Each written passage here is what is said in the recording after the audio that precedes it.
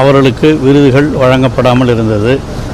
அதை இன்று அந்த 4 ஆண்டுகளிலே விருது பெற்றவர்களை எல்லாம் வரவழைத்து அவர்களுக்கு விருதுகளை வழங்கியிருக்கிறோம்.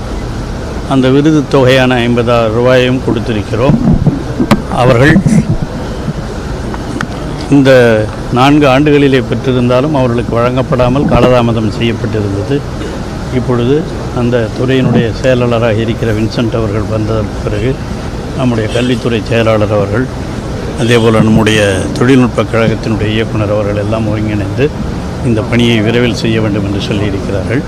மிக விரைவிலே 22ஆம் ஆண்டு 23ஆம் ஆண்டிற்கான விருதுகளும் இந்த அறிவியல் ரீதியான விருதுகளும் வழங்கப்படும். அதற்கான ஏற்பாடுகளையும் செய்து கொண்டிருக்கிறோம். விரைவில் அதற்கான ஏற்பாடுகள் எல்லாம் செய்து வழங்கப்படும். நாளைக்கு அந்த கான்வெகேஷன் நடக்குது.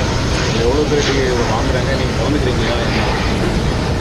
மெட்ராஸ் யூனிவர்சிட்டியில் 3 ஆண்டுகளாக பட்டமளிப்பு வழங்கப்படாமல் இருந்தது. அவைகளெல்லாம் நம்ம அரசின் சார்பாக நம்முடைய செயலாளர் அவர்கள் எழுதி அவருக்கெல்லாம் வழங்கப்பட வேண்டும் என துணைவேந்தர் இல்லாமல் காரணத்தினால் வழங்கப்படாமல் இருந்தது. அதற்காக துணைவேந்தர் கன்வீனர் கமிட்டி நியமிக்கப்பட்டு இந்த கன்வீனருடைய செயலராக நம்முடைய செயலர் அவர்களே, கல்வித்துறை செயலர் அவர்களே இருந்து அவர் இந்த பட்டமளிப்பு விழாவிற்கான ஏற்பாடுகளை எல்லாம் செய்திருக்கிறார். அதில் ஆளுநரும் நானும் கலந்து கொள்வோம். கையெழுத்து யார் போகிறது வருது சார்?